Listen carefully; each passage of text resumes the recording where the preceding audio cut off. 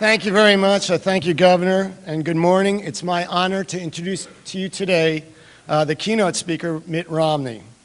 Now, as you know, quite often, children of successful Americans struggle. Perhaps the parents give their children too much and the children become spoiled. Or perhaps it's something else. They compare poorly to their parents. Now, no one can claim that Mitt Romney's parents spoiled him or that he has not done well. Romney's dad was successful. He served as Michigan's governor for 3 terms, and he headed up a major car company. But Mitt was always taught the value of hard work. He always helped out, and he had to complete a long list of chores before he could see his friends, even through his teenage years. While attending college, Mitt worked as a security guard at one of the auto companies in Detroit. He volunteered 2 years of his life overseas doing missionary work, during which he barely survived a tragic car accident. Now, it was Mitt's smarts and hard work ethic that allowed him to create and to grow a successful business. Under Mitt's leadership, that business helped launch major companies, Sports Authority, Domino's Pizza, Staples. It also saved many others from failing and created and saved tens of thousands of American jobs. Of course, not every investment succeeded, but overall, Bain and Mitt did well. Mitt then took over the scandal-plagued and financially troubled Salt Lake City 2002 Winter Olympics. And by all accounts, Mitt turned around a bad situation and produced a flawless and financially successful Olympics.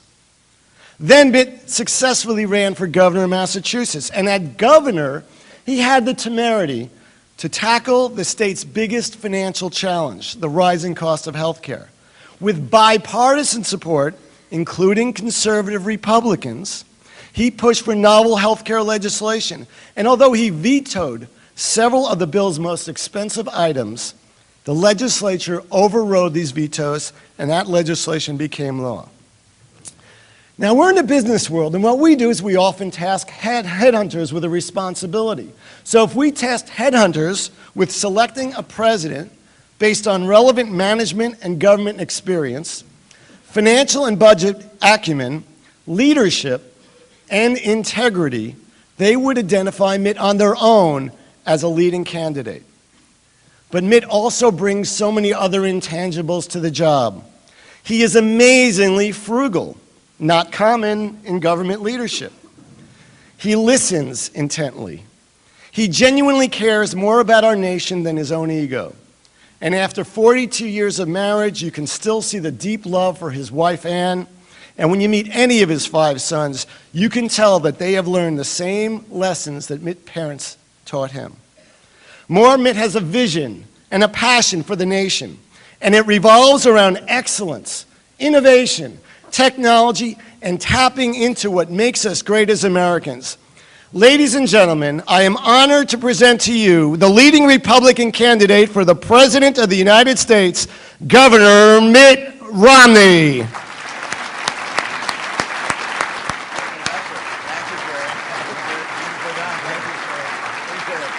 Thank you.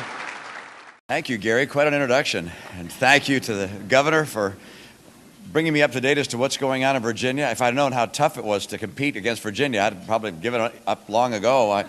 I do remember what it was like competing with other states. One of the great things about this nation is that the founders had this idea of states, and states became laboratories, but not only states became laboratories of democracy, they became competitors. And by competing with each other, we found ways to do things better and better. I remember I was elected a new governor, and a fellow Republican, Arnold Schwarzenegger, came to my state and put up billboards in Massachusetts. He was trying to poach my jobs. And they said, you know, come to California. A picture of him flexing his muscles in his T-shirt. I was like, so I mean, what am I supposed to do? I put up billboards in California and outside his airports where I knew business people would come. And I was also wearing a T-shirt, flexing my muscles.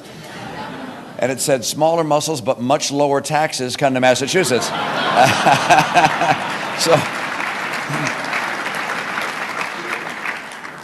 also, as Brad was speaking about Bill Ballmer and Steve Ballmer, I remembered an experience I had. I have not always been successful in my endeavors. In this case, I happened to meet Steve Ballmer at the home of Bill Gates, and this was only a few years ago when I was serving as governor. And Steve said, "You probably don't recognize me without hair." And it was true. I had seen him when he was a good deal younger and had a full head of hair. And he said, "You tried to recruit me." I said, "Oh, really?" He said, "Yes, you were the guy," and I was in charge of recruiting for Bain Consulting. And he said, "You tried to recruit me, and you said it was nuts for me to go off with this little startup group, you know, and you should come with an established firm like Bain." I said, "Yeah, you know, if you'd have joined us, you could be worth $1 or $2 million by now, you know." So, so I've learned lessons competing and working in the business world. One of the things I found of great interest during my career was actually going to other countries and seeing how business was conducted, seeing why we lost jobs to other countries, and why in some cases we were successful. And I became struck with the fact that nations oftentimes right next to each other had such dramatic differences in their economic vitality. And whether you compare a nation like Egypt with a nation like Israel, or you compare the United States with Mexico, these are places that have very similar geography and yet dramatically different economic performance. And I wondered why that was. And so I've, over years, read articles and read books on the topic. There was one that I found very interesting called Guns, Germs, and Steel by an author named Jared Diamond, seeing a nodding head or two here. He basically said, look, the differences between different nations is the product of the geography they get. If you have a place that's in a temperate zone or a place that's in an equatorial zone, you're more likely to have diseases, yellow fever and malaria and so forth, and it makes it very hard for society to grow. And likewise, if you get a place that has lots of rivers, you can have better transportation, and that will make a more likely productive society. And as I looked at that and considered that, there's undoubtedly truth to that observation, but it still didn't capture, in my view, all that was associated with these dramatic differences, particularly between places of relative similarity in their climate and in the conditions of the earth. By the way, the term guns, germs, and steel, he points out that in some places there's iron ore in the ground. They were able to mine the iron ore, turn it into steel, and then shoot or slash their neighbors, and therefore they became stronger nations. I later in life read a book by a fellow named David Landis, a professor at Harvard, retired now, a book that described a full analysis of the great civilizations over the history of the earth. And he looks at the peoples of different societies and which ones have grown and become successful dominant players and which ones declined, why they declined. And after about 500 pages of sort of, a professor's analysis, pretty heavy reading, he comes to this relatively interesting and dramatic conclusion. He said, if you study the history of all the world's economies, you come to one conclusion. Culture makes all the difference. Culture makes all the difference. What people believe, what is in their heart, what drives them, is what in his view accounts for all the differences between the major and most successful societies, the societies that decline, the competition that exists between various nations. His book is called The Wealth and Poverty of Nations. And I stopped and thought, well, what is it about America that accounts for our extraordinary economic success as a people? It is not our DNA, because we have the same DNA as the rest of the human people around the world, the human society. It has to be something else. I do believe it relates to our culture. Where did that come from? Where did the culture of innovation and productivity and prosperity come from? And I think in part it came from the first people who came here, of course. They almost by definition, they were self-selecting. They were leaving what was comfortable and well-known and saying, we're going to strike out and go to a new place and try and create a better future for ourselves. So at the very beginning, you had people of that nature. Then they wrote a Constitution and a Declaration of Independence, which changed the world. The Declaration said that our rights did not come from the government, but our rights came from God, and that we were endowed with a right to life and to liberty and to the pursuit of happiness. This would be a place on the planet, at that time, the place on the planet, where you could pursue happiness the way you choose. And by virtue of that freedom and the others they included in the Declaration and in the Constitution, this became the place, not just for the first pilgrims, but for hundreds of years. This was the place that every pioneer, every innovator wanted to come. And come they have over a couple hundred years. And that's who we are. That's the nature of the American spirit. Innovative, creative, wanting to achieve, wanting to build, willing to take enormous risk to achieve great reward, not embarrassed about loss, go back and start over again. But it's been the history of this country. The other nations of the world have taken a different and perhaps more logical course. Other nations have said, you know, if you want to build a strong economy, you take smart people, educate them in a school like École Polytechnique in Paris or others like that, then put them into government, have them make the right choices, say which way we should invest, what type of industry we should invest in, what kind of companies are going to be the most successful. You should have these smart people guide the economy. Makes all the sense in the world that smart people telling people what to make, how to make it, what to pay for it, and so forth would be better than our system, where we just say, hey, all you guys, go out and do whatever you want. Pursue your dreams as you want. Helter skelter, we don't care if there are 500 guys with the same idea, go out and try it. And that's what, of course, our system is based upon. It just happens to be, even though it may be illogical, the only one that's worked in the history of the earth.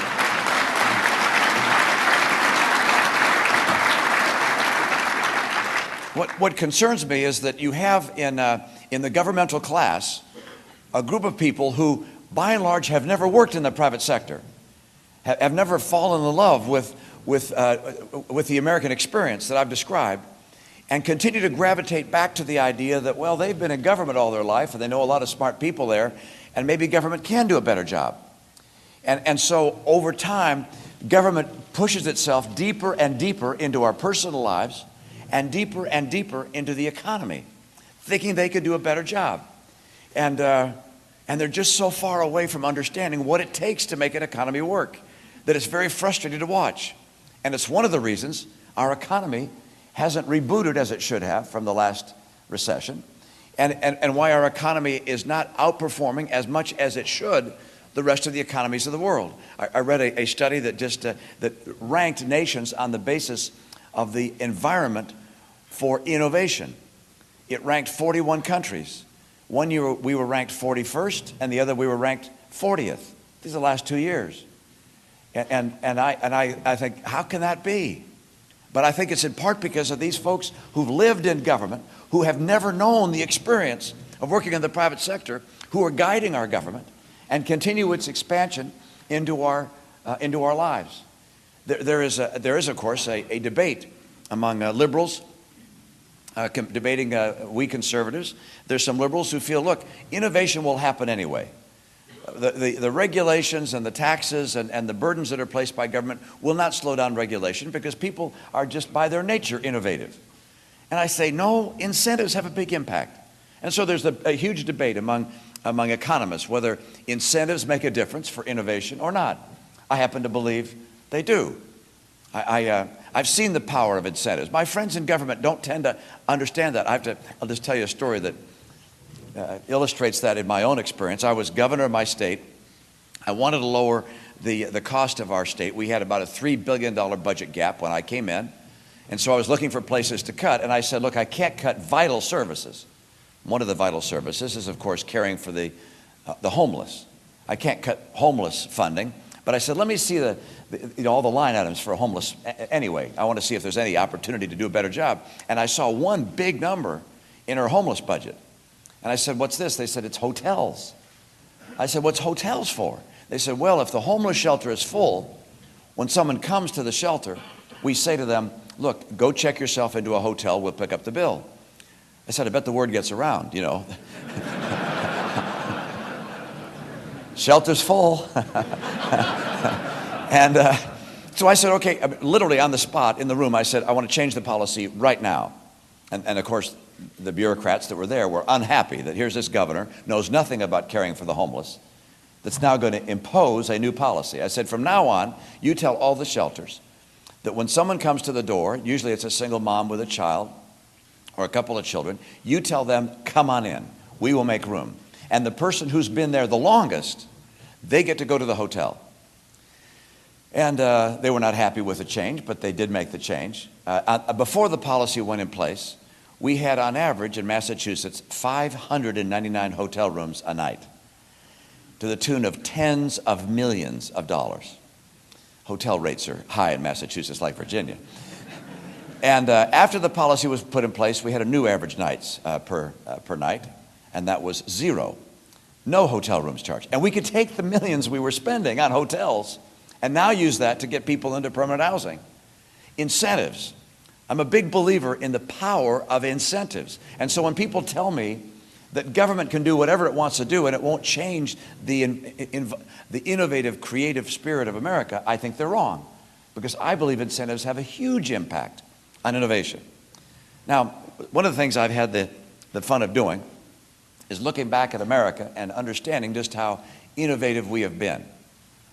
I hope you recognize that these brilliant insights by the founders to make this the place on the planet where the pursuit of happiness would be the characteristics of this nation, where freedom would be a benefit enjoyed by all, where the circumstance of birth would not limit one's dreams, but where the place of birth would not limit one's dreams in this country. To see the product of that, and you've watched it over time. You see it in our current age, as we have been the author of the internet age, and also before that, the computer age, and before that, the industrial age. I happened to read a book over the summer called At Home by Bill Bryson. I'm not seeing any nodding heads. It's actually, oh, there's one here. Actually kind of a fun book. But he describes something I wasn't familiar with. About 1850, a world exhibition in London. And they built something known as the Crystal Palace, this huge display place, and invited nations from all over the world to send their most unusual accomplishments. And from all over the world came art, music, and so forth, furniture, and all these things brought in. Various countries showcased their goods. We sent over several large crates. They were taken into the palace, they were opened, and they put together what was a McCormick Reaper. This is what came from America, all right? This is what we were most proud of. And they read the instructions, and they tested it as well. The McCormick Reaper was able to do the work of 70 men in agriculture. 70 people could be replaced by one machine. By virtue of that innovation and others like it, agriculture did no longer require the entire population to feed the population, and so people could move to cities, begin the industrial age, and change the world. That happened by virtue of innovative, creative spirit in this country. It's been part of our history. Actually, the Constitution and the Declaration of Independence themselves, some of the most innovative, creative aspects of human history. I love the innovative spirit of America. And by the way, it is that spirit, is that innovative capacity that has allowed us to outperform the nations from which we sprung and the more populous nations of Asia that we've competed with over the centuries. If America is to remain the strongest nation on earth, then we must be the most innovative nation on earth. Otherwise, we'll surely be passed by nations that are much more populous. By definition, it is innovation and creativity that allows America to lead the world. And by the way, only if America leads the world will we know that our kids and our grandkids will enjoy freedom and prosperity. I say that because there are 3 other competitors to lead the world, at least. There's our nation and the nations of the West that share a common strategy: free enterprise and personal freedom. Those are the pillars of our strategy. China now has a competing strategy, which they're selling around the world, whether in Burma or in Latin America. And their strategy is this: free enterprise of a sort combined with authoritarianism. They think their model is superior and are working hard to convince other autocrats who are, as you might imagine, prone to listen. And so they're selling that around the world.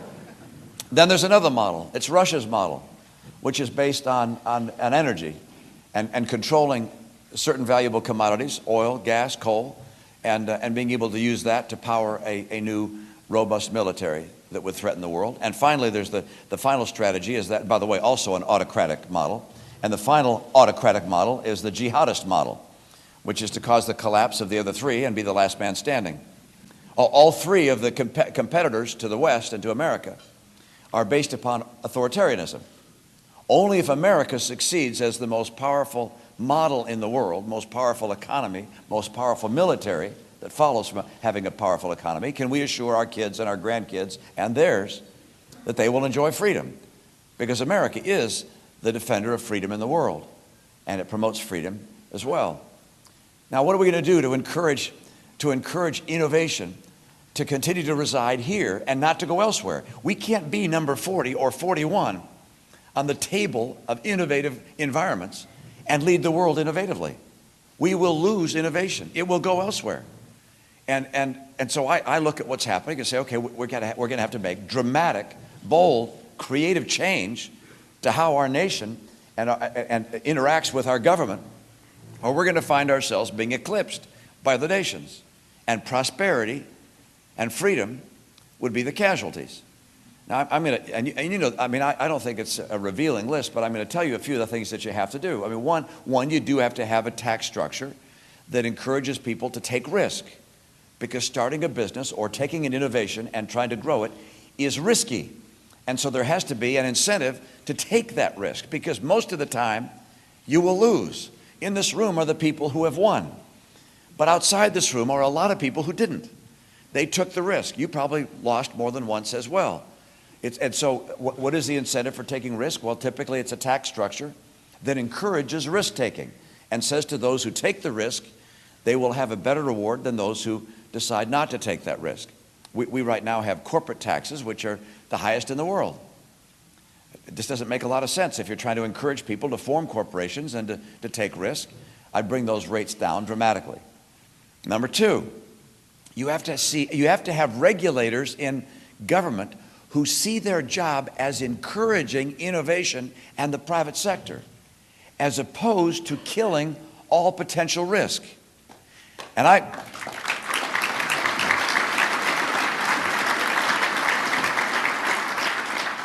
if you've been in an enterprise, and if the culture of your enterprise is, if you're wrong, mister, you're going to lose your job, you'll never see innovation.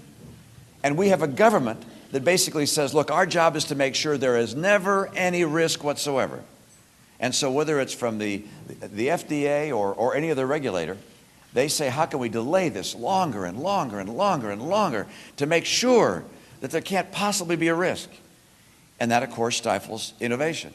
It also makes it far more attractive for people to take their innovative ideas elsewhere and try them elsewhere. And societies and the world are enhanced by innovation, so America falls behind. I mean, most regulators, I'm convinced, I've dealt with some regulators in Washington. I find that they somehow think business is bad, that we're the bad guys, that you come in to meet with them and they feel like, okay, what are you trying to put over on us today? And it's like, instead of saying, hey, you're the guys we're here to help, how can we help you? We're going to catch if there are bad guys out there, their job is to find them. Of course, that's part of regulators, finding the people who are cheating. But a huge part of what regulators should be doing is encouraging regulation that makes business work, whether it's financial regulation, environmental regulation, and so forth. And they're not. There's also just the law of burden of government. It gets so big that almost by definition, even if the attitude is right, you can't make things happen. The story, I was with John Lehman the other night, former Secretary of the Navy. And he told me a story about the scale of government today and how it becomes so labyrinthian, so weighty, that it's very hard for innovation to occur on a timely basis. He mentioned the Navy shipbuilding. He said during the Second World War, we commissioned 1,000 ships a year. And Navy purchasing had 1,000 people in it. They called it the Bureau of Ships back then. He said when he was Secretary of the Navy under the Reagan years, he said we commissioned 17 ships a year, and Navy purchasing had grown to 4,000 people. He said today we commission 9 ships a year. Navy purchasing is now 24,000 people. All right. The time it takes to get he said the F-22 Well, he said the Polaris missile system, the submarine and missile system of the Polaris, unbelievable breakthrough technology. To get a nuclear warhead on a missile in a submarine, was accomplished in 4 years, from start to finish. He said the F-22 took 24 years. And that happens in part because just the number of people, the massive scale of government, and the fear of ever making any kind of, or taking any kind of risk. Anyway, regulators. Third, markets. For innovation to be exciting in a particular country, you have to believe that country will be able to sell its goods around the world. We have to open up markets for goods coming from America in order to reap the rewards of building a business and innovating in America. In the last 3 years, China and the nations of the European Union have negotiated 44 new trade agreements with various nations around the world. We have negotiated none. None. Why is that? Of course, there are special interest groups in this country that don't want to see anything changed, and a fear of change is an absolute killer for innovation. Fourth area, in my view, you have to open up energy resources.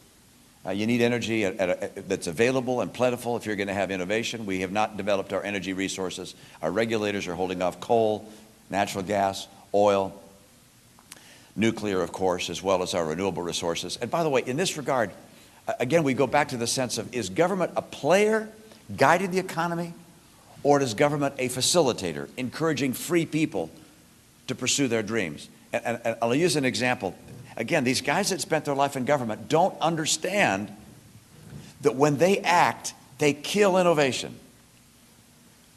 And I'll describe when that's not the case and when it is. But for instance, I'll use as an example the president's interest in solar energy. We all think solar energy has great potential, want to see it encouraged. And so their idea is, we're going to choose what we think is the best solar energy idea and give it $500 million. They did that to Solyndra.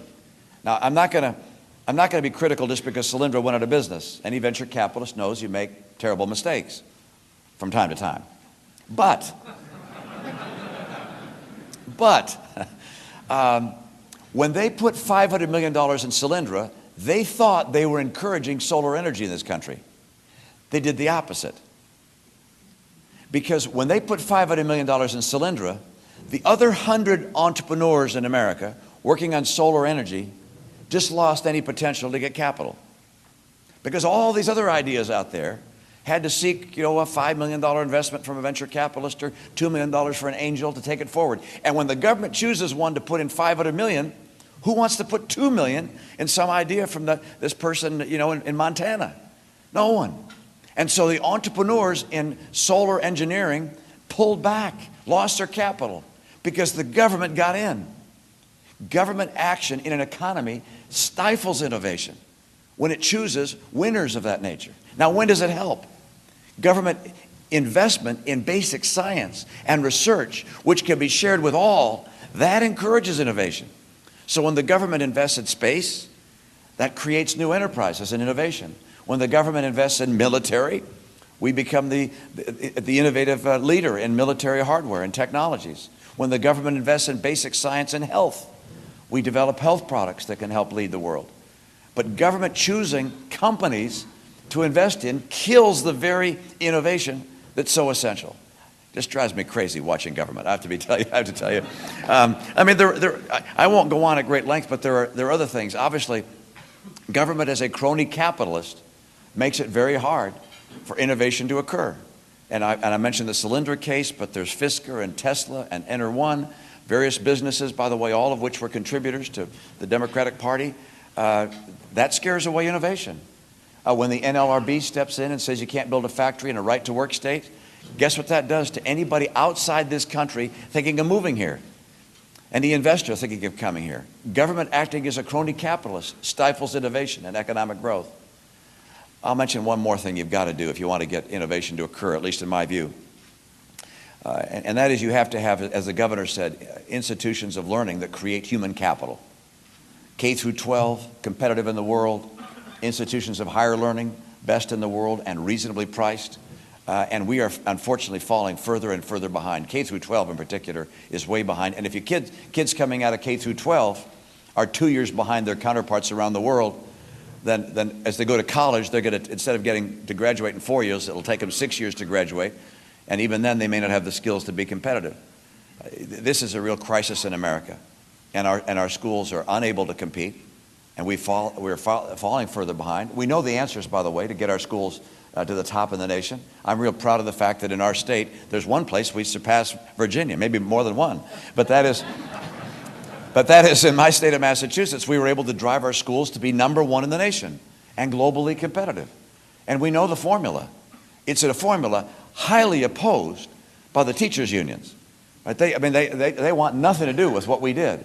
Fortunately, the court insisted that we make progress, and my predecessors did, both Republican and Democrat, and drove our schools to be #1 in the nation with a series of measures like testing our kids, rating our schools, taking over failing schools, providing school choice. Those things drove our schools to outperform any other in the nation. But I love this country. I recognize that the capacity of America to provide freedom for my family and my kids and their kids and yours, and freedom for the world depends upon this country being the strongest economy in the world, and having, therefore, the strongest military in the world. And I don't think that will happen unless we remain the most innovative nation in the world.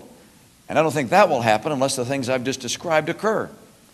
So I'm involved in this presidential race in part to get America back on track, to get government out of where it should not be and into where it could be, and to encourage our private economy, our individual initiative, the spirit of the American people, this creativity, this daring do that made us who we are. That is the only way over a decade or 2 or 3 that America can outperform the world and remain prosperous. I love this country. I know the people in this country love it as well. I actually believe, I'm optimistic. And I'm optimistic because I've seen the spirit of the American people time and again succeed. As long as we have leaders that know what they're doing and where they're leading, who believe in the foundational principles of America, who will tell the truth, who will live with integrity, and are willing to call on the American people to rise and accomplish greatness. I intend to do that with your help. Thank you so much. Thank you.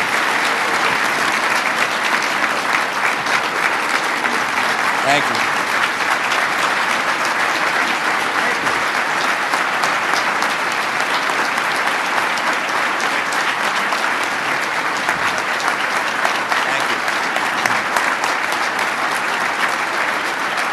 Brad, thank you. Thank you.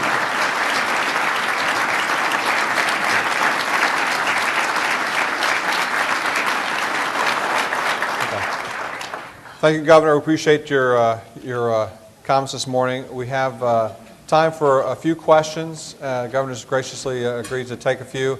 We have 2 microphones set up.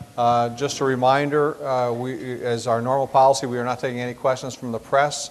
They have their own opportunities to do that. This is for our member companies. So if you have a question, please proceed to one of the 2 microphones. We'll want to make sure we get your name and your affiliation before you ask a question. And we'll try to keep it in a policy orientation, if you would, please, since that's our focus. And I'll start out. Governor, appreciate your focus on innovation. As Governor McDonald said, he's trying to push for more degrees of higher education, 100,000. One of the problems we have is that, according to the National Science Foundation, about 40,000 PhDs are granted every year in our country in science and technology, science and engineering. Yet almost half of them are foreign born. They can't stay in our country, and we lose all that capability to help us innovate. Your view on that kind of immigration, H-1Bs and the like? Yeah, I mentioned that I think we're in this global competition between ourselves, the Chinese model, the Russian model, and the jihadist model. We only win if we have the greatest innovation and outperform the rest of the world with the highest productivity and the best products in the world. That's the only way we stay ahead. And therefore, our strategy must include welcoming the best and brightest in the world.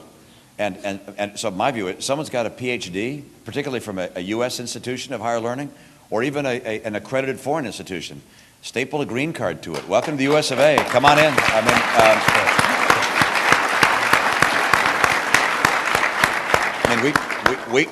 We're a nation of immigrants. We love immigration. I mean, it is the source of what America is and has become. We want to continue immigration. Our policy's upside down, though, which is if you have skill and education and expertise and perhaps a bank account, we make it very hard, very, very hard to come in. You're going to wait years and years and years. But if you're willing just to overstay your visa or walk across the border, why then we're going to give you amnesty and let you stay forever. It makes no sense at all. So let's bring in, let's change that. Question from over here. Good morning, Governor. My name is Matt Swartz. I'm a M&A and venture capital lawyer with the Pillsbury law firm, and I have two questions for you. The first one is, can you help me with my father-in-law? Because I say to him, Dick, I like Mitt Romney. And he says, aha, Matt, but Mitt Romney has refused to say that he won't support a value-added tax, a tax on purchased goods, a national sales tax, basically. So can you help me? Can you say where you are on that so I can answer that? Sure. I'm not in favor of value-added tax. I don't want to add a new tax to the system we have. So my own plan with regards to taxation has sort of two parts. The first part is what I do immediately without having to tax or change the whole tax code. And immediately what I would do is say we're going to bring down the corporate rate from 35 to 25. I bring it down lower if we can afford it, but bring it down immediately so we're competitive with other nations such as those in Europe. And then number two, I'd have capital gains, interest, and dividends tax-free for middle-income Americans. So again, to encourage savings and investment and to help the people who've been hurt most on the Obama economy. So that's part one. Part two would be to move our tax system in the direction of the Bowles-Simpson Commission's recommendations, where they said, look, can't we lower the rates, broaden the base by eliminating or limiting some deductions and exemptions, and that's the plan that I would take. But in terms of adding a value-added tax, no, I would not do that.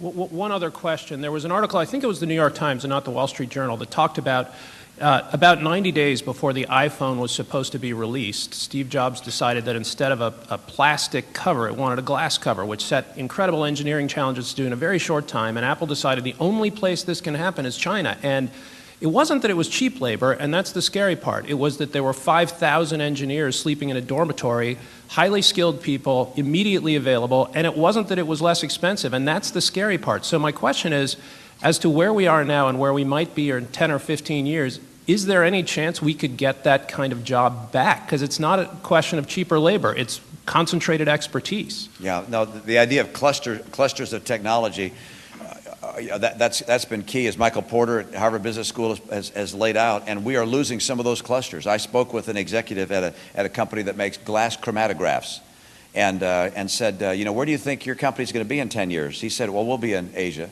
I said, why? Are you going over there for cheap labor? He said, oh, no. We're going over there because that's where the best glass technology is. That's where our suppliers are increasingly the best are coming from those places in the world.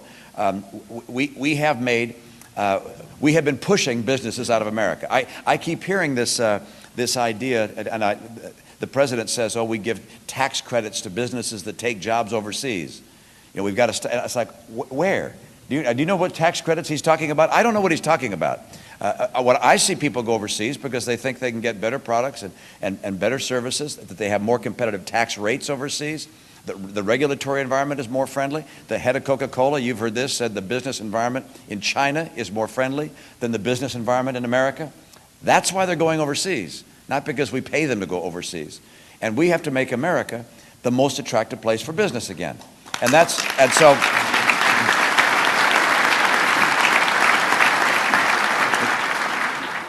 business, like water flows to the lowest point, business will flow to the most attractive point.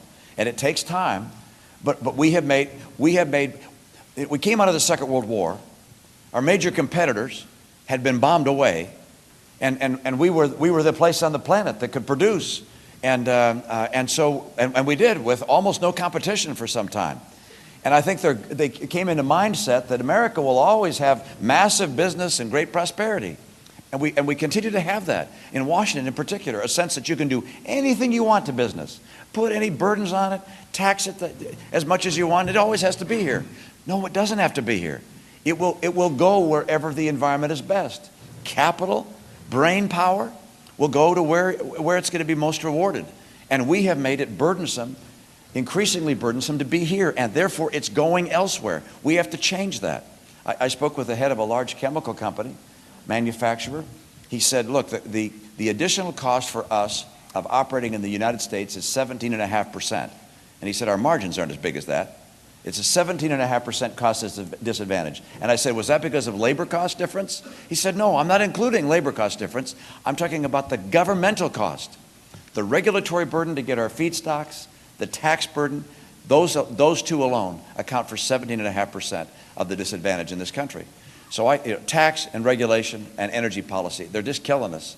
And if I'm president, I want to get this to be the best place for job creators and innovators and business owners and well, just what Governor McDonnell is doing here. That's what we have to do for the country.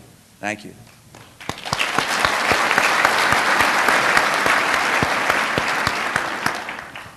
Question over here. Yeah. Good morning, Governor Romney. Brett Gillespie from Mars Bio here in Reston, Virginia. And my question is a little bit different, but as a small business owner, we give a lot of thought to health care and how we can cover our people. So while it's pretty easy for me to be convinced that the free market may bring the best options in health insurance to people, my question really, it kind of has two parts. What do you think insurance companies will do with regard to people with pre-existing conditions, and what do you think they ought to do? Pre-existing conditions, that was a narrow part of the question, and it's a pretty straightforward one for me to answer. My own view is this, which is that individuals who have been continuously covered with insurance. Let's say somebody is, they go to work and they've been covered under their parents' plan, now they go to work and they have a job, they've been insured, and then they get sick. They get diabetes or MS, like my wife has, and then they want to change jobs. And they go to a new place, and the insurer is going to say, I don't want to cover this person. And you say, no, you've got to cover that person because they've been previously insured. They've been continuously previously insured. That condition ought to be provided under law. You can't have insurance companies covering someone for 30 or 40 years, then they get sick, change jobs or lose a job, and no longer can they get insurance. That doesn't make sense. So that's something I think is pretty straightforward. I think we can probably get legislation of that through Congress without a lot of worry. The big issue in health care is the issue of cost. We, as a percentage of the GDP, we spend 18% on health care, approximately. The next highest nation in the world spends 12% of GDP on health care.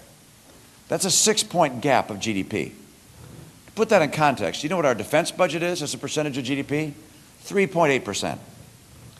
So our health care disadvantage relative to every other nation in the world is much larger than our total military budget.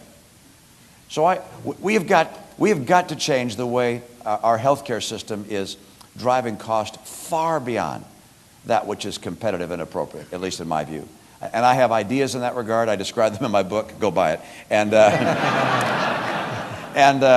But basically, by the way, one of the things going back to my love of federalism and states competing, I let states try different ideas and see how they work, as opposed to having the federal government impose its will on the entire nation.